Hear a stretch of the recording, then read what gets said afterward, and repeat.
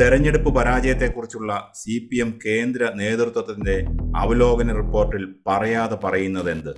പരാജയത്തിന് കാരണം ക്യാപ്റ്റനോ? വൈകിയാണെങ്കിലും CPM കേന്ദ്ര കമ്മിറ്റിയുടെ ഏറ്റുപറച്ചിൽ. പുഴയിലെ വെള്ളം മുഴുവൻ ഒഴുകിപ്പോയി. അതിനുശേഷമാണ് ചിലർ പുഴയിൽ ചിറകെട്ടാൻ ഇറങ്ങിയിരിക്കുന്നത്.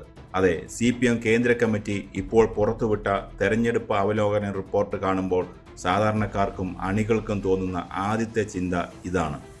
നിയമസഭാ തെരഞ്ഞെടുപ്പിലെ നാണംകെട്ട തോൽവിക്ക് ശേഷം തോൽവിയുടെ കാരണങ്ങൾ തേടി കേന്ദ്ര നേതൃത്വം തയ്യാറാക്കിയ റിപ്പോർട്ട് പുറത്തു വന്നിരിക്കുകയാണ്. സർക്കാരിനെ നിയന്ത്രിക്കാൻ പാർട്ടിക്ക് കഴിഞ്ഞില്ല, നേതാക്കൾക്ക് ആഡംബര ഭ്രമമാണ്, ജനങ്ങളിൽ നിന്ന് അകന്നുപോയി, സർക്കാരിൻ്റെ പ്രവർത്തനങ്ങളിലെ പാളിച്ചകൾ, അങ്ങനെ നീളുന്നു റിപ്പോർട്ടിലെ പരാമർശങ്ങൾ. ഈ റിപ്പോർട്ടിനെ ആകെ മൊത്തം ഒറ്റ വാചകത്തിൽ ചുരുക്കി ഇങ്ങനെ പറയാം: ക്യാപ്റ്റൻ ബ്രാൻഡ് പിണറായി വിജയന്റെ പരാജയം. ഇക്കാര്യം നേരെ മുഖത്തു നോക്കി പറയാൻ കേന്ദ്ര കമ്മിറ്റിക്ക് സാധിക്കുന്നില്ലെന്ന് മാത്രം. പക്ഷേ ഇവിടെ ഉയരുന്ന വലിയൊരു ചോദ്യമുണ്ട്. കഴിഞ്ഞ 10 വർഷമായി കേരളത്തിൽ ഇതൊക്കെ നടക്കുമ്പോൾ ഈ കേന്ദ്ര കമ്മിറ്റി എവിടെയായിരുന്നു? ഉത്തരം കിട്ടാത്ത ഒരുപാട് ചോദ്യങ്ങളും പാർട്ടിയിലെ വൻ വീഴ്ചകളും തുറന്നു കാട്ടുന്നതാണ് കേന്ദ്ര കമ്മിറ്റിയുടെ അവലോകന റിപ്പോർട്ട്. തെരഞ്ഞെടുപ്പ് കഴിഞ്ഞ് മാസങ്ങൾ പിന്നിട്ടു. അടിവേരിളക്കിയ പരാജയത്തിന് ശേഷം ഒടുവിൽ CPM കേന്ദ്ര കമ്മിറ്റി ഒരു റിപ്പോർട്ട് തയ്യാറാക്കി. പാർട്ടി അണികളെയും വോട്ടർമാരെയും ഞെട്ടിക്കുന്ന തരത്തിലുള്ള കണ്ടെത്തലുകളാണ് അതിലുള്ളത്. കേന്ദ്ര കമ്മിറ്റി ചൂണ്ടിക്കാണിക്കുന്ന പ്രധാന കാരണങ്ങൾ ഇവയാണ്. ഒന്നാമതായി, സർക്കാരിൻ്റെ പ്രവർത്തനങ്ങളെ തെറ്റിതിരുത്തി മുന്നോട്ട് കൊണ്ടുപോകാൻ പാർട്ടിക്ക് കഴിഞ്ഞില്ല. പാർട്ടിക്ക് മുകളിലായി സർക്കാർ മാറി. രണ്ടാമതായി, പാർട്ടി നേതാക്കളുടെയും ജനപ്രതിനിധികളുടെയും ആഡംബര ജീവിതവും അഹങ്കാരവും. ജനങ്ങളിൽ നിന്ന് നേതാക്കൾ വല്ലാതെ അകന്നുപോയി. മൂന്നാമതായി, താഴെത്തട്ടിലെ പ്രവർത്തകരുടെ വാക്കുകൾ കേൾക്കാൻ നേതൃത്വം തയ്യാറായില്ല, വിമർശിച്ചവരെ ഒതുക്കി.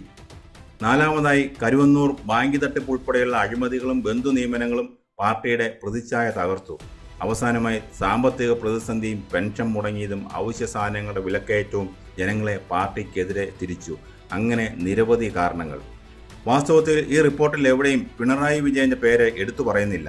എന്നാൽ വരികൾക്കിടയിലൂടെ വായിച്ചാൽ ഒരു കാര്യം വ്യക്തമാണ്: വിരൽ ചൂണ്ടുന്നത് കൃത്യമായി പിണറായി വിജയന് നേരെ തന്നെയാണ്. ക്യാപ്റ്റൻ എന്ന പ്രതിച്ഛായ നിർമ്മിച്ച് പാർട്ടിക്ക് മുകളിൽ ഒരാൾ ഉയർന്നപ്പോൾ അദ്ദേഹത്തെ ചോദ്യം ചെയ്യാൻ ആരും ഉണ്ടായിരുന്നില്ല. പാർട്ടി സെക്രട്ടറി പോലും സർക്കാരിൻ്റെ വക്താവായി മാറി. ഒടുവിൽ തെരഞ്ഞെടുപ്പ് ഫലം വന്നപ്പോഴാണ് കേന്ദ്ര കമ്മിറ്റി അറിയുന്നത് കാര്യങ്ങൾ ഇങ്ങനെയൊക്കെയായിരുന്നുവെന്ന്. രോഗവും രോഗകാരണങ്ങളും എന്താണെന്ന് കേന്ദ്ര കമ്മിറ്റി കൃത്യമായി കണ്ടെത്തിയിട്ടുണ്ട്. പക്ഷേ ഈ രോഗം ഇന്നോ ഇന്നലെയോ തുടങ്ങിയതാണോ? ഈ റിപ്പോർട്ടിൽ പറയുന്ന ഒരു കാര്യം പോലും പുതിയതല്ല.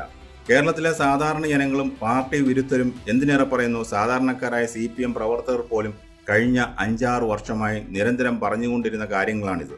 സഖാവേ, നിങ്ങൾ പോകുന്നത് തെറ്റായ വഴിക്കാണ് എന്ന് സ്വന്തം അണികൾ നിലവിളിച്ച് പറഞ്ഞപ്പോൾ കേൾക്കാൻ ആരും ഉണ്ടായിരുന്നില്ല. മൈക്കിന് മുന്നിൽ മാധ്യമപ്രവർത്തകർ ചോദ്യങ്ങൾ ചോദിച്ചപ്പോൾ കടക്ക് പുറത്ത് എന്ന് ആക്രോശിച്ചു. പൊതുജനങ്ങളുടെ നികുതിപ്പണം എടുത്ത് കോടികളുടെ ദൂർത്ത് നടത്തിയപ്പോൾ ചോദ്യം ചെയ്തവരെ വികസന വിരോധികളെന്ന് ചാപ്പ കുത്തി. തങ്ങളിലേക്ക് അടുക്കുന്ന ജനങ്ങളെ തല്ലി ഒതുക്കുന്ന രീതിയിലേക്ക് പോലീസ് സംവിധാനം മാറി. അപ്പോഴൊക്കെ ഈ കേന്ദ്ര കമ്മിറ്റി എവിടെയായിരുന്നു? ഡൽഹിയിൽ AKG ഭവനിൽ സുഖമായി ഉറങ്ങുകയായിരുന്നു. ഇപ്പോൾ കാര്യങ്ങളെല്ലാം കൈവിട്ടുപോയി. പാർട്ടിയുടെ കോട്ടകൾ തകർന്ന് തരിപ്പണമായി. അധികാരം കൈവിട്ടുപോയി. അപ്പോഴാണ് നേതാക്കൾക്ക് ആഡംബരഭ്രമമുണ്ട്, സർക്കാരിനെ നിയന്ത്രിക്കാൻ പറ്റിയില്ല എന്നൊക്കെ പറഞ്ഞ് കേന്ദ്ര നേതൃത്വം റിപ്പോർട്ടുമായി വരുന്നത്. അപകടം വരുന്നതിന് മുമ്പ് മുന്നറിയിപ്പ് നൽകാൻ കഴിയാത്ത നേതൃത്വം എന്ത് നേതൃത്വമാണ്? പരാജയത്തിൻ്റെ ഉത്തരവാദിത്തം കേവലം വോട്ടർമാരുടെ തലയിൽ വെച്ച് കെട്ടാൻ കഴിയില്ല. ജനങ്ങൾ വിഡ്ഢികളല്ലെന്ന് അവർ തെരഞ്ഞെടുപ്പിലൂടെ തെളിയിച്ചു. പക്ഷേ രോഗം കണ്ടെത്തിയതുകൊണ്ട് മാത്രം കാര്യമുണ്ടോ? ചികിത്സ വേണ്ടേ? ഡോക്ടറെ അടുത്തെത്തി രോഗം ഇന്നതാണെന്ന് കൃത്യമായി ഡയഗ്നോസ് ചെയ്തു. പക്ഷേ മരുന്ന് കൊടുക്കാൻ ഡോക്ടർക്ക് ധൈര്യമുണ്ടോ? റിപ്പോർട്ടിൽ രോഗവും അതിനുള്ള കാരണങ്ങളും വ്യക്തമാണ്. എന്നാൽ ആരാണ് ഇതിന് ഉത്തരവാദികളെന്ന് വ്യക്തമായി പറയാനോ അവർക്കെതിരെ നടപടിയെടുക്കാനോ ഉള്ള ആർജവം കേന്ദ്ര നേതൃത്വം കാണിക്കുന്നുണ്ടോ? ഇല്ല എന്നതാണ് യാഥാർത്ഥ്യം. പരാജയത്തിന് പ്രധാന കാരണം പിണറായി വിജയന്റെ വ്യക്തി കേന്ദ്രീകൃത ഭരണവും അഹങ്കാരവുമാണെന്ന് റിപ്പോർട്ട് സമ്മതിക്കുന്നു. എന്നാൽ പിണറായിയോട് മാറി നിൽക്കാൻ പറയാൻ MA ബേബിക്കും കൂട്ടർക്കും കഴിയുമോ? ഇല്ല. കാരണം ഇപ്പോഴും പാർട്ടിയുടെ സാമ്പത്തിക അടിത്തറയും സ്വാധീനവും കേരള ഘടകത്തിന്റെ കയ്യിലാണ്. ഇതിനു മുമ്പും എത്രയോ തെറ്റിദ്ധരുത്തൽ രേഖകൾ CPM പുറത്തിറക്കിയിട്ടുണ്ട്.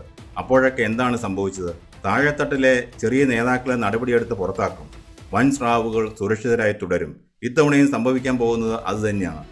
പാർട്ടിയെ ഈ ദുരവസ്ഥയിലേക്ക് എത്തിച്ച അതേ നേതാക്കൾ തന്നെയാണ് ഇപ്പോഴും സംസ്ഥാന നേതൃത്വത്തിലും കേന്ദ്ര കമ്മിറ്റിയിലും ഇരുന്ന് തീരുമാനങ്ങൾ എടുക്കുന്നത്. പരാജയത്തിന് കാരണക്കാരായവർ തന്നെ തെറ്റുതിരുത്താൻ ഇറങ്ങിയാൽ എന്ത് ഫലമാണ് ഉണ്ടാവുക? രാഷ്ട്രീയത്തിൽ സ്വയം വിമർശനം നല്ലതാണ്, പക്ഷേ അത് തിരിച്ചറിവോടെ ആയിരിക്കണം. വെറുമൊരു കണ്ണിൽ പൊടിയിടൽ ചടങ്ങാവരുത്. ഇപ്പോൾ പുറത്തു വന്ന ഈ അവലോകന റിപ്പോർട്ട് അണികളുടെ കണ്ണിൽ പൊടിയിടാനുള്ള ഒരു തന്ത്രം മാത്രമാണ്. ഞങ്ങൾ തെറ്റുകൾ കണ്ടുപിടിച്ചു എന്ന് വരുത്തി തീർക്കാനുള്ള ഒരു ശ്രമം.